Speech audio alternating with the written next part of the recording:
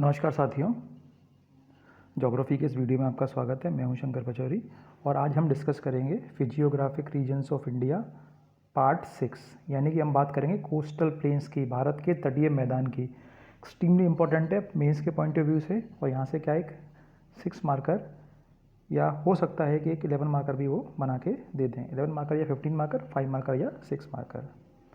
चलिए शुरुआत करते हैं। देखिए, इस मैप तटीय मैदानों को समझने के लिए मैंने ये मैप बनाया और ये आपको काफ़ी अच्छे से समझ में आ जाएगा। ठीक है, थोड़ा देखते हैं। देखिए, भारत के तटीय मैदानों को अपन क्या करते हैं, 2 भागों में विभाजित करते हैं। ये वाले जो हैं ये हमारे हैं ये वेस्टर्न कोस्टल प्लेन्स। ठीक है, इनको बोलते हैं पश्चिमी तटीय मैदान। ठीक है, और ये जो इस तरफ वाले हैं ये हैं हमारे, ये वाले जो क्षेत्र है ये है हमारे पूर्वी तटीय मैदान। ठीक है, या इनको बोलते हैं ईस्टर्न कोस्टल प्लेन्स। ठीक, तो ये हो गए आपके वेस्टर्न कोस्टल प्लेन्स, ये हो गए आपके ईस्टर्न कोस्टल प्लेन्स, पश्चिमी तटीय मैदान तथा पूर्वी तटीय मैदान। इसको मैंने क्या थोड़ा सा ये हाईलाइट कर दिया है।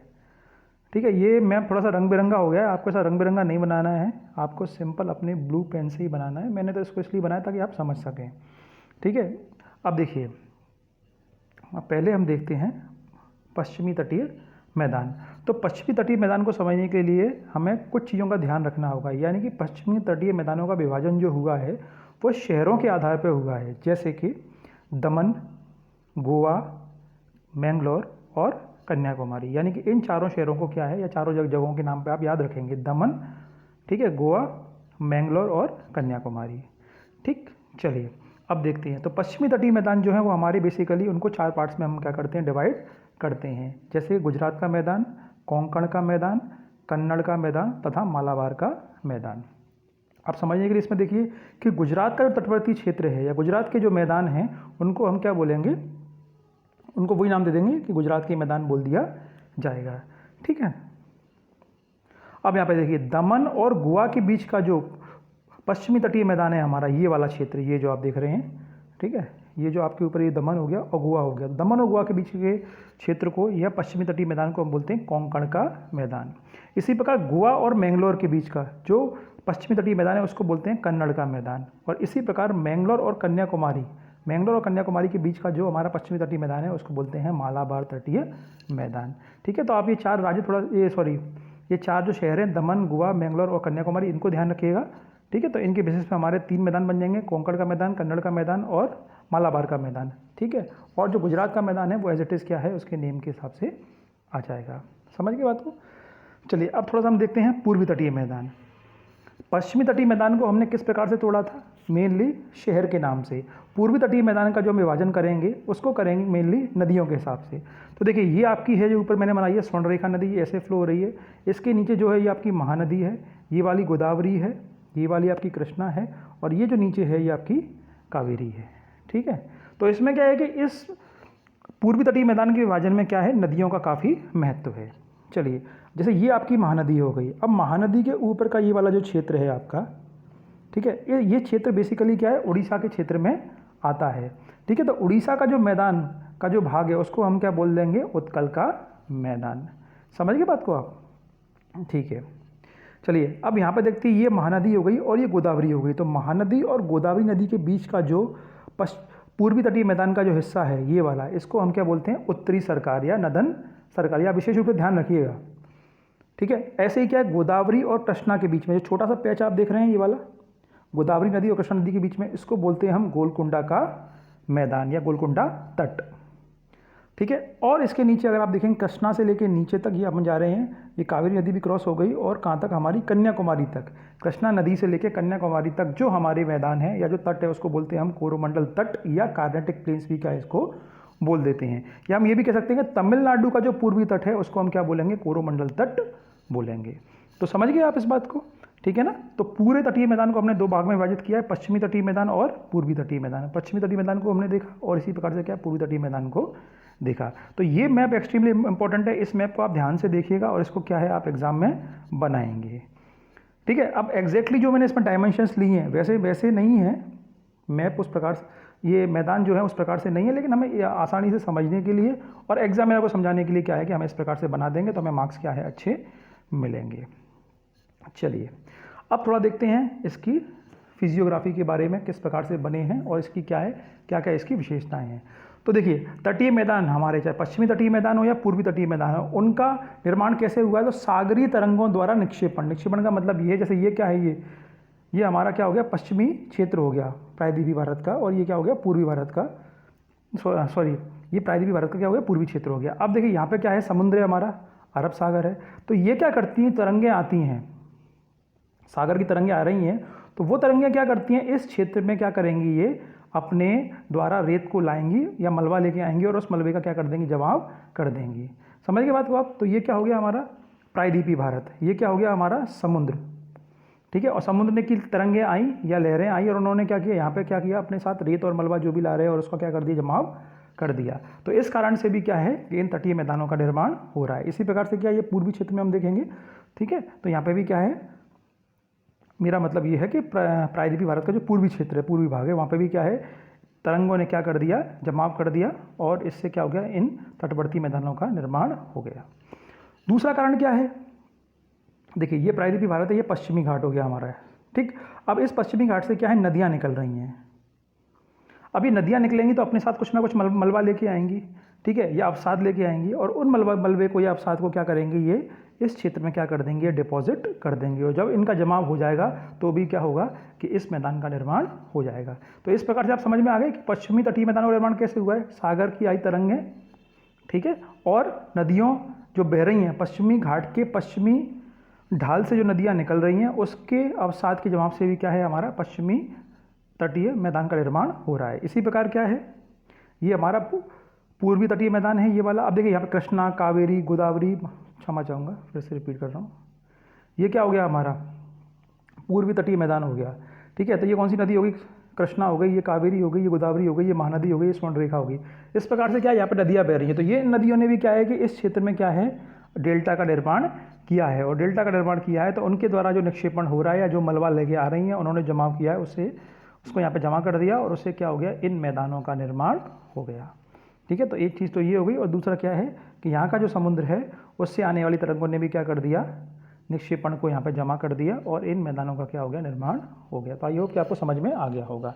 तो निर्माण कैसे हुआ है, सागरीय तरंगों द्वारा निक्षेपण तथा पठारीय नदियों द्वारा अवसाद के जमाव से, ठीक है। इसको हमने दो भागों में विभाजित कर दिया, पश्चिमी तटीय मैदान और पूर्वी तटीय मैदान। अब 1 बाय 1 इनको थोड़ा सा, इनकी विशेषताओं को हम देख लेते हैं।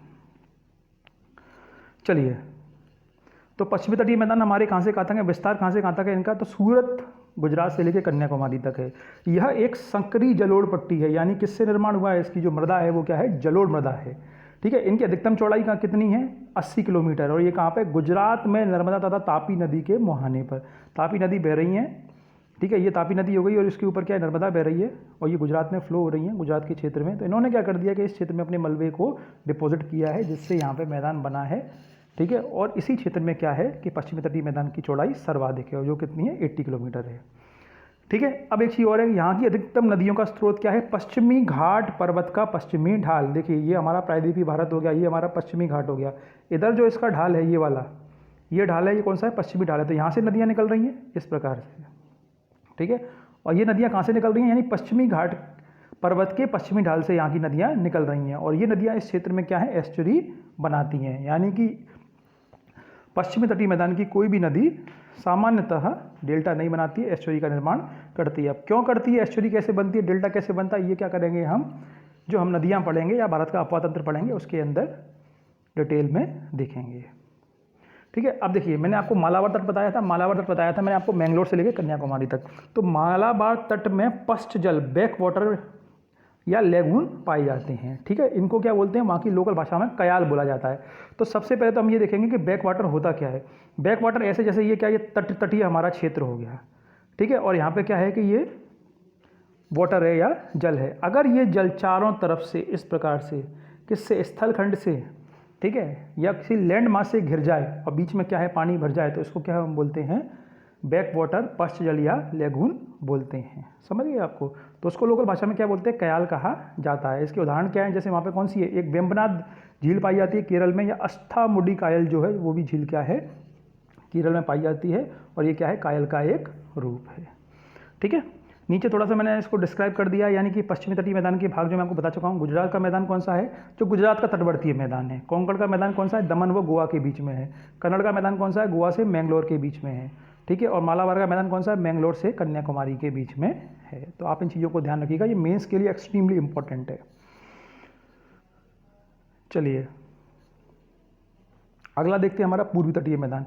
इसका विस्तार जो है वो स्वर्ण रेखा नदी से कन्याकुमारी तक माना जाता है, ठीक है। अलग अलग बुक्स में कुछ कुछ डायमेंशन से कुछ कुछ चीज़ें अलग दी हैं, आप उनसे घबराइएगा मत। ये जो मैंने चीज़ ली है ये फाइनली मैंने स्टैंडर्ड बुक्स के एनालिसिस के बाद में निकाली है।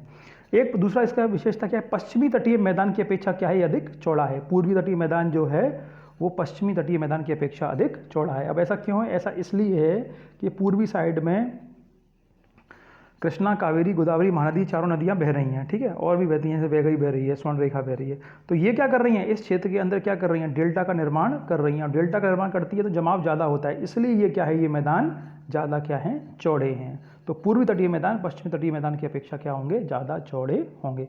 तो वही मैंने पॉइंट यहाँ पे लिखा है, पश्चिमी तटीय मैदान की अपेक्षा अधिक चौड़ा है। क्यों है, क्योंकि गोदावरी, कृष्णा, कावेरी आदि नदियों द्वारा डेल्टा का निर्माण क्या हो रहा है। समझ गए साथियों। चलिए इसको भी मैंने यहाँ पे क्या, इसको डिवाइड कर दिया, इसके भाग कैसे हैं, जैसे उत्कल मैदान या कलिंग का मैदान, ठीक है। ये कौन सा मैदान है, उड़ीसा का तटीय जो भाग है या उड़ीसा का तटीय मैदान है, उसको हम क्या बोलेंगे, उत्कल मैदान या कलिंग मैदान बोलेंगे।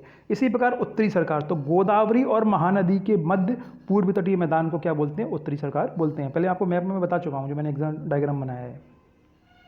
ऐसे ही गोलकुंडा का मैदान, ये छोटा है, ज़्यादा बड़ा नहीं है। गोदावरी और कृष्णा नदी के बीच के मध्य जो है वो क्या हमारा गोलकुंडा का मैदान होगा, ठीक है।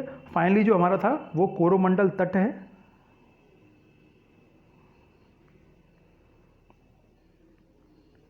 ठीक है। तो मैं आपको बता चुका हूँ, ये कृष्णा नदी से लेकर कन्याकुमारी तक है, ठीक है। या इसको तमिलनाडु का पूर्वी तट भी कह सकते हैं, अर्थात तमिलनाडु के पूर्वी तट को क्या बोलेंगे हम, कोरोमंडल तट बोलेंगे, ठीक है। यहाँ पे कुछ झीलें भी पाई जाती हैं, यानी कि पूर्वी तटीय मैदान में झीलें हैं वो महत्वपूर्ण है। जैसे कोलेरू झील है, वो मुरली आंध्र प्रदेश में है। चिलिका झील उड़ीसा में है, ठीक है। जो चिलिका झील है वो सबसे बड़ी क्या है, हमारी इंडिया की लार्जेस्ट सॉल्ट वाटर लेक है, ठीक है।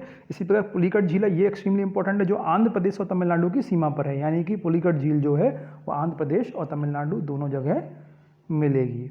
एक लास्ट में पॉइंट मैंने आपको बता दिया, ये वैसे हम मानसून के अंदर देखेंगे, यानी लौटती हुई मानसूनी वर्षा, यानी रिटर्निंग मानसून से जो सर्वाधिक वर्षा भारत में होती है वो हमारी कोरोमंडल तट पर होती है, ठीक है। ठीक है साथियों, तो आपको आई होप कि ये वीडियो अच्छा लगा होगा। मैंने काफ़ी आसानी से मैप के द्वारा, डायग्राम के द्वारा आपको इसको समझाने की कोशिश की है। आप इस वीडियो को देखें और इसमें कोई भी डाउट हो तो टेलीग्राम ग्रुप पे पूछ सकते हैं।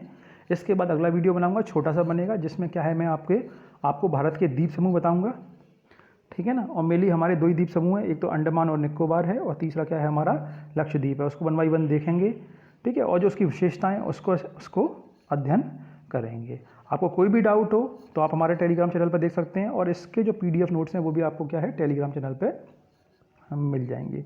ये चैप्टर भारत का भौगोलिक विभाजन या भू आकृति के आधार पर भारत का विभाजन, या इंग्लिश में इसको बोलते हैं फिजियोग्राफिक रीजन्स ऑफ इंडिया या physiographic division of India, extremely important है। इससे बहुत क्वेश्चंस बनते हैं। ये मान के चलिए कि अगर इंडियन ज्योग्राफी का सिलेबस आपका है तो 60 to